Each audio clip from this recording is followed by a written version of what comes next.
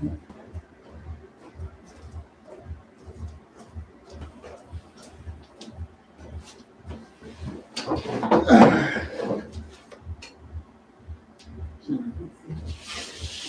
you see both of them? Oh, that's good.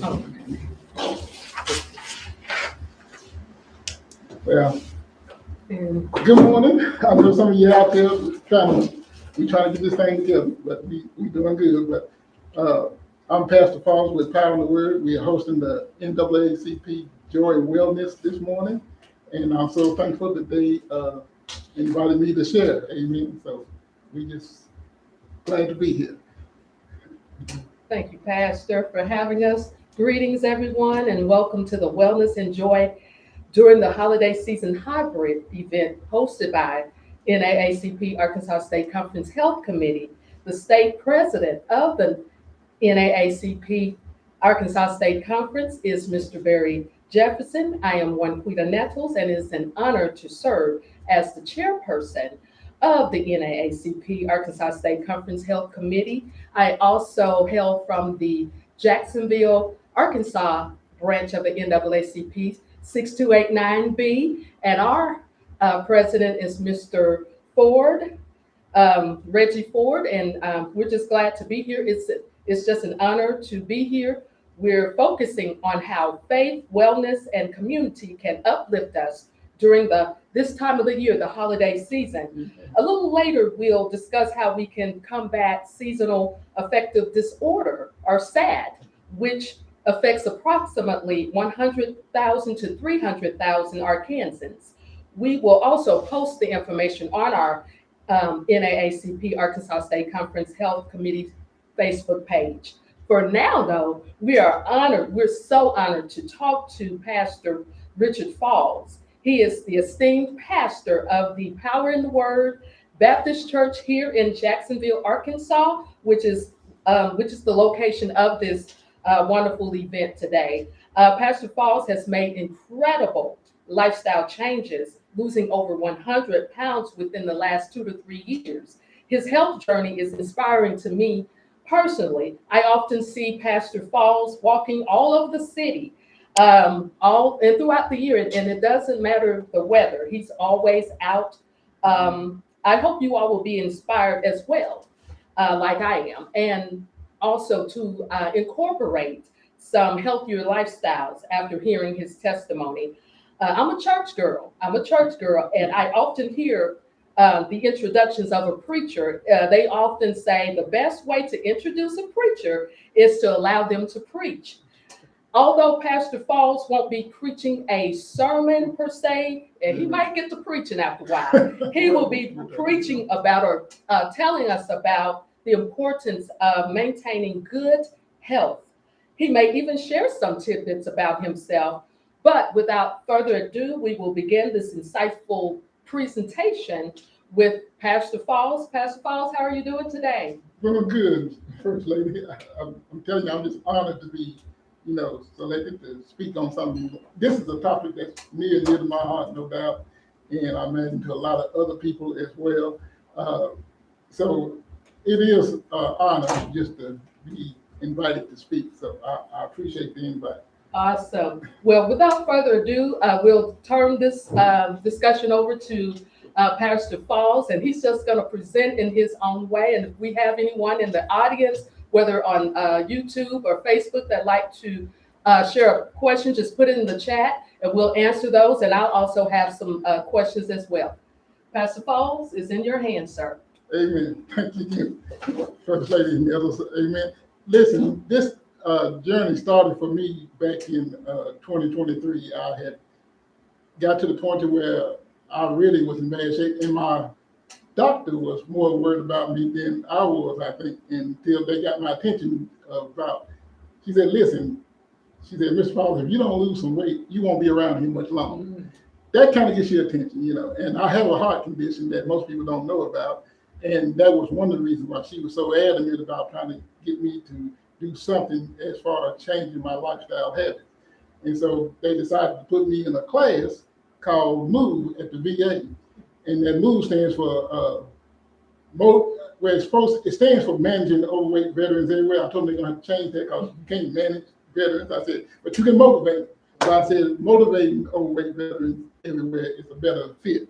And so after that, but I got in the program kind of hesitant about going because I said, I thought it was another diet plan. And I said, I've tried all the diets. I could lose 40 pounds, gain 50 back, lose 30, gain 60 back. So it wasn't working for me, but this MOVE program that the VA has really is a game changer for me anyway, at least. And for many others that went through it, they got some success stories that they put online for people that have succeeded with the program by using the tools they give you. And that's what they do, they give you tools. And I just took those tools and applied it to my life. But little did I know, God had a bigger plan and purpose in it. So he had to remind me about Jeremiah 29:11, and he says, "For I know the plans that I have for you, and and plans to succeed, and not fail." So I said, "Okay, Lord, I understand now." And he said, "If you're gonna be serving me, you're gonna have to make a real lifestyle change." And I thought I had, but not like what the Lord was trying to get me to do. So then, after he got me to understand that he had plans for me, and so I said, "Well, okay, Lord, if you got plans for me, what do I need to do?" He said, "Well, first, you're going to have to really get into what it is to be transformed." And so that's when he took me to Romans 12 and 1 through 2. And, he said, Paul put it so eloquently. He says, "I beg you, brothers, by the mercies of God, that you present your bodies a living sacrifice." The living sacrifice, I don't think really rings and resonates in people's mind like it should. God don't need no dead saints. He needs living saints. He wants those that can be active and productive and not, So that got me real quick when he says, be transformed by the renewing of your mind. And when I had read that scripture, I don't know how many times, when he says, be not conformed to this world, but be transformed by the renewing of your mind. I really didn't know how that was supposed to live in my life until the Lord showed me. And through some other brothers that helped me too, because he would always give me things to confirm whatever he was telling me. Somebody else would come along and confirm it. But, real transformation is what I call the butterfly effect. Once a caterpillar starts out, then at some point he's going to metamorphose into a butterfly. So the thing is, what God was trying to get me to see, what Paul was saying, being truly transformed means, he says, when you was in sin, you thought one way. But he says, I got to get you out of that sin thinking and back into the divine thinking. And he said, it's a permanent change. He said, just like the caterpillar wants to become a butterfly, can never go back to being a caterpillar. So really, if you really transformed in your mind, you can't go back to that old way of thinking in the sin nature. You're going to have to think the new you, not the old you. Okay, so that's where all that took place. And that brought me, in the MOVE program, that was the Lord catalyst for getting me to actually put that into effect, because they challenge you to change your thinking about everything in what we call whole health living. And whole health living is not a diet. It's just what it says, whole health living. And to be living whole health, that means you're going to have to change your thinking about food, exercise, and everything else. You got to, all that stuff I used to think it was, they said it ain't. So they changed it. So, now I developed actually a series on whole health living for the church. And it's like about 16 weeks, I think we did it. And they loved it. It's great. So I do have that available for anybody. Just contact me if you want me to come and present that one. It's a lot, but I'm gonna give you a little short rundown version today. Yeah, I mean, it's really short. It ain't gonna have nothing, but I just want to kind of give you something to think about. So when you think about whole health living, and I said the first thing you have to think about is your body. You become what you eat. This was a little sketch I put up, and people looked at it, and when they first saw it, they said, "Whoa, but this is just to represent the thinking of the mind. You are what you eat, or you become what you eat. And if you drink sodas and burgers and all that, well, that's not going to be good for you, because all this stuff is what we call processed. And process, if you think about it, what does that really mean? Process means that it's man to handle it some kind of way other than what God intended for it to be. And so if it's processed, now the purpose of processing something is to make it last longer. So when you think about that, when you think about making it last longer, if it lasts longer on the shelf, guess where else it lasts longer? On your body. It lasts long in your body. Everything that God made, it kind of expiration date comes pretty quick. Fruits and vegetables don't stay in the refrigerator forever. You got to use them as soon as you get them to consume. That's what God intended for you to do. And we did a whole thing, like I said, on Daniel and Hebrew was about all of that. But that's the first thing. Now, me, myself, like I said, I was way too big for everything that I needed to be. And so, but the program, got me to start thinking, okay, you got to think about food, why you need it, why you have it, what's the best for you to have, what's to stay away from, all of that. And believe it or not, the people at the VA, they was really amazed when I went through the program because I did something they said is usually unheard of or doesn't happen real often. And I was able to lose 100 pounds in 16 weeks. They said that is not normal. They said normally to lose 100 pounds takes about a year. Okay. And by the end of the program, I actually had lost up to about 160 pounds because I went from 377 down to 180. 280. 180. Yeah, 180. And then I kind of thought that was just way too thin for me. So I did kind of put, I like to stay around about 210 to 220 is my goal. And so now I feel real good about that weight. But, still way under, where I was when I was almost 400 pounds. So, and I had to give a lot of clothes and suits. Goodwill got blessed real good. I had a lot of 6X suits that I couldn't wear, 5Xs and all that. I had to just give that away, and buy new stuff. But good thing was, see, I used to have to go out on University in Little Rock to the DXL, the big and tall man store. That's the only place I used to shop. Now I can go to Walmart. Okay. Walmart. Walmart is cheap. I'm telling you, from what I was paying. So, that made all the difference for me when I started losing weight.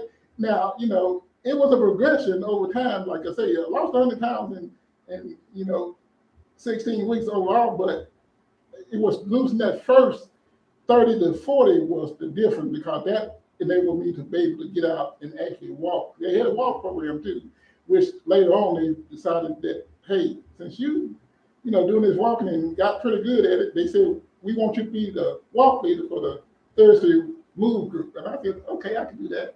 And so I volunteered to do that. And that was one way I could stay in the class because usually after 16 weeks, they kick you out the class because they said, that's all it's for. But me, they made an exception. Okay. They said, I'm kind of like the thing that they can use to motivate everybody else. They say, here's Mr. Father, he's lost all, so I said, okay. But, that was just but the difference, your clothes look better on. I mean, I couldn't really find suits that really fit the way I want them. Now, that ain't too much of a problem. So what does that take to get to that point?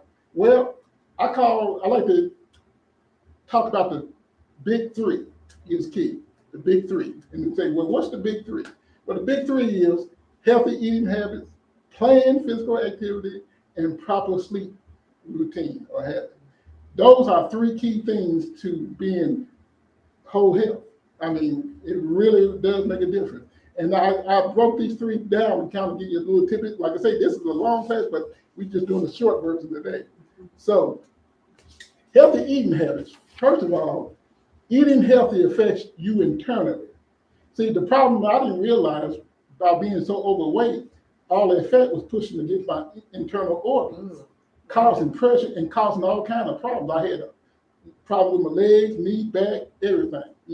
Couldn't walk 50 feet without my back being on fire. So they told me, well, you're going to have to change your eating habits in order to lose weight. Because to lose weight, you got to do two things, which we'll talk about here a little bit. But the basic two things, one, you got to reduce your calorie intake versus your calorie intake.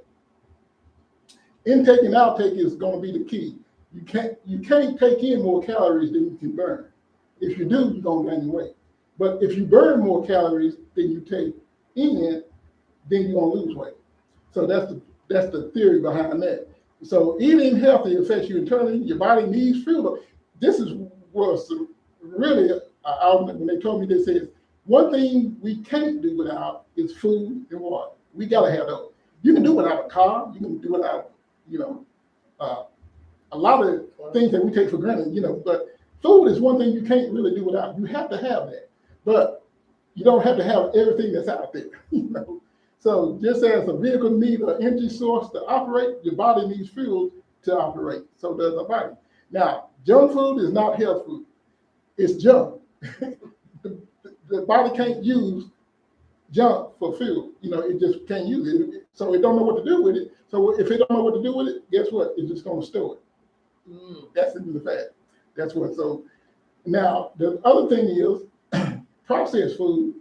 Even though it's not junk food, it has the same effect because it stays in the body a lot longer than it's supposed to. And so to get past all of that, you have to start eating healthy. So really, I learned that you got to cook. Stove should be your number one friend when you start, trying to lose weight, because you're going to have to cook healthy, and you can't get a lot of it. They got a lot of products in the store. They say, oh, this is healthy, this is gluten-free. It's not the same. You got to really get back to nature. Natural. That's fruits, vegetables, meats, and not all meat. And we'll talk, like I say, that's a lot we can talk about on that, but we're not going to spend a lot of time on all of that. But that's kind of it. But healthy eating habits means you're going to eat foods that your body can use for fuel instead of something that it says, I don't know what to do with this. And when you can get to that point, then you start, finding out that things are go a little bit better. Now, the problem with food is like me, I was a junk food junkie, still am to the heart, I guess. I just love, McDonald's and Burger King used to be my best friend. Now I don't even visit them. They probably mad because they're losing money. But that's just it. But that's what we have to do. So processed food, which is, things that man done tainted more or less, and to make it last long, that's where the problem comes in at. So if you can get fresh garden vegetables and then do a lot of cooking, and I didn't know a lot of this stuff out there. I didn't know nothing about some of the stuff they introduced to me as by way of food. Because I told the lady, I said, listen, I'm still a junk food junkie. I got to have my sweets. She said, I understand. I'm not telling you not to have sweets. I'm just saying you need to change what kind of sweets you get. Mm-hmm. So I had to take a cooking class, and we did that on Fridays. I didn't mind that class because it was kind of like a free lunch, on Fridays. So I went, but they was teaching us how to cook, and they would make stuff like black bean brownies, which when they first told us that's what we making, I said, oh, I'm not eating that. Black beans, nah. But found out them things was awesome. And then we made some raspberry oatmeal bars. Ooh, I said, what have you been all my life, So I learned new food that I can use as my junk food crutch, but they healthy, And so that's where I had to change, was not, because it's just like Jesus told him. He says, listen, he says, I know you fishers are men, but he says, I'm not going to change your occupation. I'm just going to change your catch. And so that's what he did with me. He said, I'm not going to change your junk food, take junk food away from you. I'm just going to change the kind of junk you've been eating to where it's healthy junk now instead of bad junk food. Okay, so that's the way that went. And that allowed me, just changing my eating habits, allowed me to lose enough weight that I could then become physical. And physicality is everything. Before you move on, Pastor, is there a way that you can share some of those recipes that you learned in the cooking class? Is that possible? Yeah, actually, the course I teach covers a lot of that. Okay, wonderful. So it's all in there. It's PowerPoint presentable. So so when I come, it's like you'll have a PowerPoint and a handout to go with it. Wonderful. But now playing physical activity, this is where they really got me, because I thought I wasn't active enough, in the sense, because I used to go to work and I used to think that was playing that activity, but they said no. So I found out that playing physical activity is important to develop a healthy body. Now, when I talk about playing physical activity, this is something other than work. Work is not a playing physical activity. That's something you have to do if you want to earn a living and keep doing something. But that's not playing physical activity. Okay. Even though it requires some physical movement in the body, for most people that work, not all do, because if you work on a computer all day, you ain't getting much movement. Your fingers does, but the rest of it, your extremities not.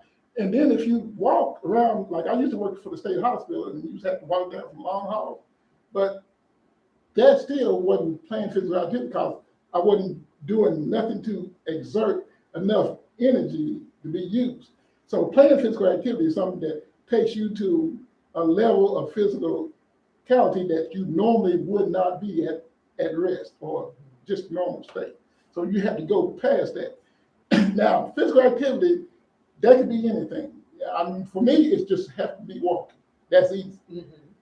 At least I thought it was. To start with, till I found out, but walking, I did that because we started at the Move program. They started me walking, and I got to tell you this story about this first walk I did at the Move. That was the day I saw you at the track, and you got me to go around that third time. Now I was trying to quit after two. I was like, come over, you can go one more time. She said, one more time. And I said, whoa. So I made that third one. I said, well, this ought to be good at the Move place. I said, surely they ain't gonna want their farm. And then they had two groups. They had what they call a slow group and a fast group. I said, I'm gonna get with the fast group because I thought I was ready. Got there, and they had two women, Miss Garcia and Miss Chapman. They was like, one was 5'2", and one was 5'1". And so I just knew, I said, oh, no problem, I can keep up. They walked me under the bus. By the time I got through, and we got back, and I was all bent over, sweating profusely, and they said, Mr. Falls, you all right? I said, just give me a minute, but I knew then I had some work to do. And so I said, well, if I can keep up with them at some point, I'll be all right. And, and I stayed with it. And lo and behold, I got good enough. Not only was I able to keep up with them, but then I got to the point they had to try to keep up with me. So that was the blessing right there. But playing physical activity does make a difference. So if you can combine a healthy eating lifestyle with physical activity, that maximizes your ability to lose weight rapidly. And I mean, that's probably why I lost so much so quickly, because I did both. I was walking and eating right, and so that just helped me move. And like I said, work, I know a lot of people say they got some good jobs and they walk, but trust me, if you're actually doing some real physical activity, it's going to be so much on a higher level that you never could imagine that it could get to. That's what it is. And so it's a 16-week course they do, and they take you through all this stuff, and they teach you about this and about all the things. But those big threes are the most important. Now, the last thing that we're going to talk about, because this is the one that really hit home with me, because I never did do it much, was get proper sleep and develop a proper sleep routine. Your body looks, it's kind of like when they switch from daylight saving time to, how it messes everybody up time-wise. Well, your body has got an internal clock, and it's get used to a certain routine that it wants you to adhere to. Whether you do it or not, it's still expected if you do it enough. So proper sleep allows your body to repair itself and all that you put it through prior to that time you get ready to rest. And so you need to develop a routine of sleep and a sleep cycle so that you can maximize the recovery process. Because believe it or not, while you're sleeping or resting, your body is still working, and you will actually lose pounds overnight. And I got data to prove that. That's another thing we talk about is how to make sure you document your progress. Because if you don't document, you don't know what you're doing. So you have to come up with a documentation plan to do that. And that's something I talk about in the course that I teach, is how to do all of that and how to implement one, and some of the things you can use in order to do that. But proper rest is the most important thing, which I never did do, because when you get enough sleep, your body has the time to recover, and not only that, it prepares you for the next day, because you're going to do the same thing over again, and you're going to need that energy. So you need that proper sleep. Now I had one, I got what I call accountability partners. In other words, I call them and they call me and we talk to each other about how our activities are going or whatever. And he asked me, he said, listen, because I text him early in the morning. I usually text him after I get through walking. And he asked me one time, he said, what time did you go to bed? You go to bed with the chickens? I said, nah, not with the chickens, but I said, probably pretty close to it. You know? So I just made up my mind. I just had to get into my mind. I said, okay, at this time, I'm going to lay down and rest and give my body time to recuperate. And I won't get up until this time and the next day.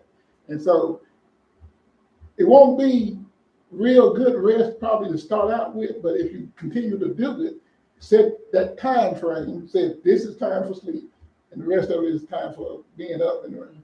Your body will get used to it and then expect it, and then it will function and adjust to whatever you tell it you're doing. Okay, and so that's one of the biggest things I was always amazed with, and it helped me so much that I just, I can't thank the Lord enough for putting me through that class by way of the VA, and it changed my whole life, and it's just inspiring. And now I go walking in the mornings and usually early, and I see a lot of folks, but I'm not the only one out there at that time more. So evidently somebody else can figure it out what I've been figured out too as well. So I'm glad of that. So anyway, that's kind of like my story I had to go through, but God had a bigger plan because he knew that he told me, he said, listen, you can't be an effective servant if you're not fit to serve. So, you got to be physically fit because, and I like to say, I model after Jesus. Jesus walked everywhere he went. So that's why I try to walk everywhere I go if I can. If I don't have to take a lot of stuff with me, that's what I'm doing. Amen. So listen, I just wanted to be able to share that. I thank you for allowing me to be able to share that. And like I said, you got to be renewed in the mind. I mean, if you don't get your mind to buy into it and actually know, and believe, it's going to be hard to accomplish it. But if you believe, God will bring it to fruition, no doubt about it. So I'm just saying, the Holy Spirit's help changing my mental state was the biggest factor in all of this because he kept telling me, you can do this. Right. When everybody else was saying, and people was amazing. I mean, I would see people in my family that hadn't seen me before I lost weight, and they were already looking and staring. I said, what's wrong? They said, we just made it. What happened to you? First thing they want to know, you been sick? I said, no. No. Ain't been sick. Hard work. They said, what you do? You go to a doctor and have a weight loss or surgery or something? I said, no, none of that. Just change my lifestyle, He said, that's it. Change my lifestyle. Yeah. Hard work, sacrifice, and changing your lifestyle. Yeah. And during the holidays, this was one of the big things when I was in the class.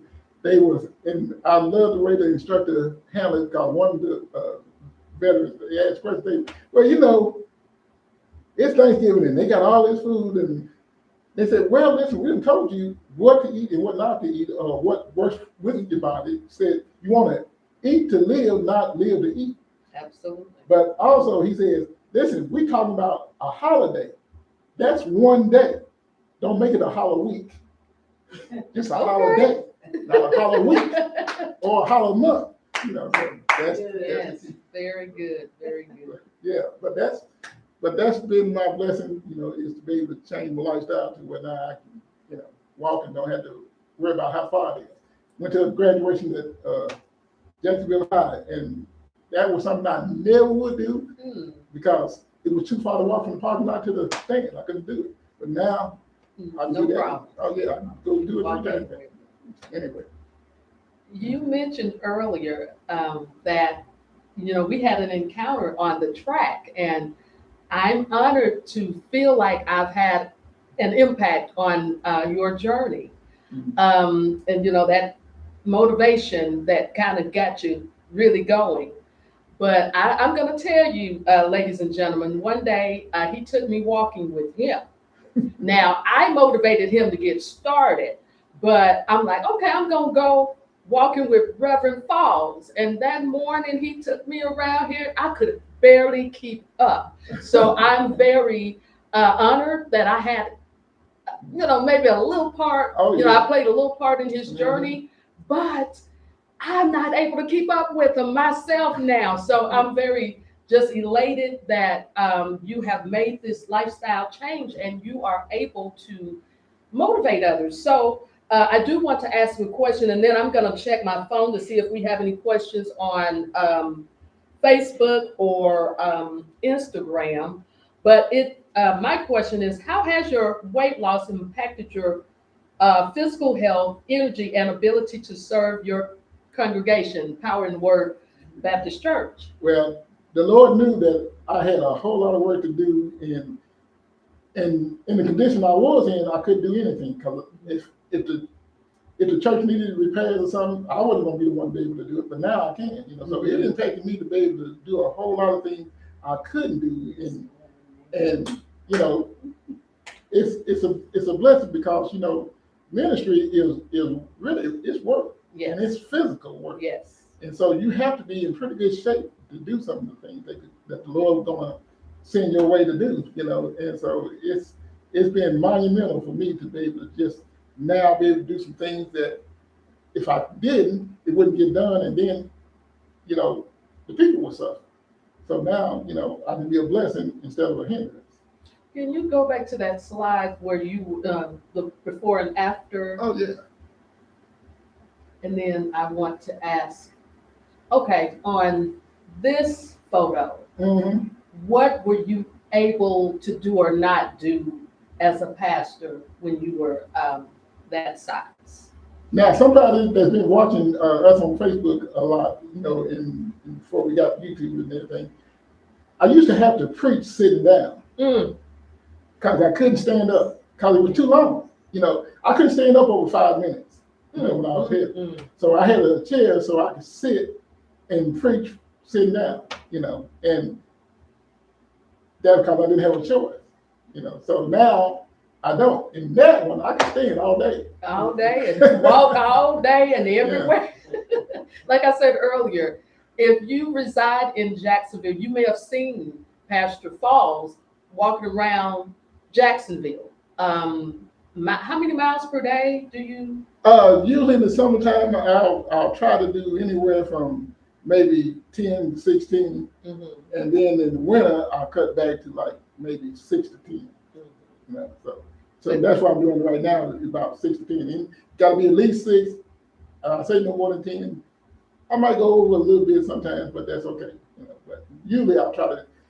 The happy medium would be about 7. I had to develop routes, and so I know what distance I can get out of each route that I do, So I got a whole bunch, and that's one thing you have to do is you have to change up what you do. You can't just do the same thing all the time because you'll get bored with it. Yes. So I've noticed that as well. So you have to change it up, and they taught me that in the class, and I'll teach that to them. Is you have to keep changing it, and you don't have to change the activity, but you just have to change how you implement the activity. Absolutely. So what practices or resources do you recommend? And I'm sure it's in your presentation for maintaining emotional and spiritual well-being, especially during these, months, the darker months, and, we are dealing with seasonal affective disorder. And a lot of people aren't aware that they may be a little down or, depressed during these times of use. But do you have any spiritual words or any resources that you can present to our audience? Yeah, and for me, it's just knowing the fact that God has plans for me, and He says they're gonna get me to a good end. I say, well, I'm looking forward to what He has for me, because whatever He has for me, that means it's worth working for. And so the thing that I also do is, He says, you don't have to be in this thing alone. I like to try to encourage people to get what I call accountability partners. Somebody else that's going to encourage you when you're feeling down, like some days I actually, will not be feeling 100%, but I'll just try to push through. And, I'll share that when I text the other people that's in my accountability group. And they'll say, "Oh, you're doing good though," you know. And then I always have to remind myself, as I remind them too, something is better than nothing. If you're doing nothing, then you ain't gaining nothing. But if you're doing something, you got gain. And so, you know, even though you may not have everything you want, you got something. And so they, you know, it just knowing that I got somebody to share this journey with, that's all the better. So it keeps me motivated just knowing that I'm a motivation to somebody else that's gonna motivate me. They do more motivation for me than I do for them, I think sometimes, because they just don't know how they impact me and what I do, just because I see how they be excited about, you know, I walked the extra mile or I swam the extra lap, you know. That's motivating me saying, well, okay, somebody's getting this now, you know. And my sister, she's one of my greatest cheerleaders. so I like her for that, and she's one that, you know, me and her, we're going back and forth because whatever I do, she would try to get to that level. Like if I was walking 6 miles a day, well, she's gonna try to get to at least 4. And then by the time she gets to 6, then I'm up to 8. You know, and so but that was just good. It's just a good sibling kind of fun rivalry that, you know, we would do. But it's just great to have other people that actually, you know, want to try to benefit from what I'm doing. And the biggest thing I found out with this was information. Just knowing what to do and how to do it makes all the difference. I didn't have all this information back before now. So now I got this information. It made all difference. Because I used to lift weights when I was in the military, you know, and I was a power lifter, even try bodybuilding. But, you know, when I got out, all that went away, and I didn't know what that was going to do to me body-wise. But, you know, the military, you have to stay in shape. It's for one, they don't let you not stay in shape because you got PT every morning. You know, where I don't do that, you know, when I got out. And so that affected my body. Said, you got all this energy and you ain't doing nothing with it. And you steady putting more food or fuel in the body that I don't need. So he said, we just got to start storing this stuff. And that's what it is. It just started packing on the pounds. You know? And over time, got to the point where it would cause me some serious health issues. And so now I rectified that by changing my lifestyle. Yes. And what a lifestyle change. As I stated before, he is an inspiration to me. Before his journey, I was what you would call a seasonal person that kind of worked out. You know, I'm an outdoors kind of person, so I like to walk outside. But once fall and winter hit, I'm no longer. And what he has done, I'm actually working out year round. Now I don't get out as much because, you know, cold weather, but I am in the gym every day. And I think often of him. I said, Reverend Falls is probably out here, so I'm going to get out here as well. If he can do it, and he's a little older than me, then I can too. And he's lost a significant amount of weight. So I was just so honored to be able to talk with him today. I wanted him to come in his own way, and I do have a few questions, but I think he pretty much covered most of the questions that I wanted to ask today. But he's certainly an inspiration to me. And like he said, he's available. If your church or organization is needing someone to come and present healthier lifestyle tips, Reverend Falls is available. You're on his Facebook page, so you can reach out to him that way. And I believe the church has a phone number, or he's accessible. Do you have any last words of encouragement that you would like to share with those attending and watching this event who may be seeking hope, healing, and renewal, and just a better way to live? Yeah, and my biggest thing is, you know, don't let pain be a hindrance to your ability to change. I know, you know, when I first started, like I said, pain was the biggest enemy of mine because, you know, when we hurt, we don't want to do anything. But, you know, like the military, you got to work through the pain, you know, sometimes. But it's a benefit, like you say, I hear from veterans all the time. They say, well, you know, they just don't understand. I hurt too bad. I said, listen, I've been there, done that, got the T-shirt. You ain't got. I said, you preaching to the choir. I said, I've been there where you are. But I'm trying to tell you how you can get from where you are to where I am by doing some of the same things, just applying the principles. And some of them would, actually listen and adhere to it, and they find out, oh, okay, so exercise, yeah, it's going to be something new, challenging, but it's also going to be effective because you think you got pain. If you don't do anything about it, it's going to get worse. But once you start doing something about it, you find out the pain has started lessening and lessening until actually get to the point you don't even notice it no more. So that's where I'm at right now. It's not that I don't have pain, but it don't have me, So I may have pain, but the pain don't have me. And that's where you want to get to. And you can do that by making some lifestyle changes that's going to be beneficial. Start small, work your way up, because I didn't start out, doing those 16 miles. How did you start? Tell the audience what were you doing to build up to where you are now? Well, the biggest thing with the physical activity, like walking, I started out and I just told myself, I said, okay, if you do 3 laps a day, then tomorrow you come back, you got to do at least 3 or more. You can't do less. You got to do at least 3 or more. And if you do more, then that's your new standard. So if you do 3 today, you got to come back the next day, do 3 more. But then if you decide to do an extra one and do 4, then the next day you got to come back and do 4. So you started on the Jacksonville Community Center. That little track. That track. Yeah. And then after a while, I would see you walking around the building and on the strip on, what is that? Main Street and Main Municipal Street, Drive. Municipal Drive. Down the river. Yeah. I said, okay, he's, really doing this. And when I saw that, that's when I established a more, rigorous routine. I left the track myself, and then I went, I ventured out a little bit. So again, he's been an inspiration to me, and I'm actually doing this year round. That's what I'm doing, and it's a lifestyle. My husband, he always asks me, well, it's kind of cold out there. Okay, it's a lifestyle. That's the only thing I can say. It's a lifestyle. And once you do it, it's just going to change your life.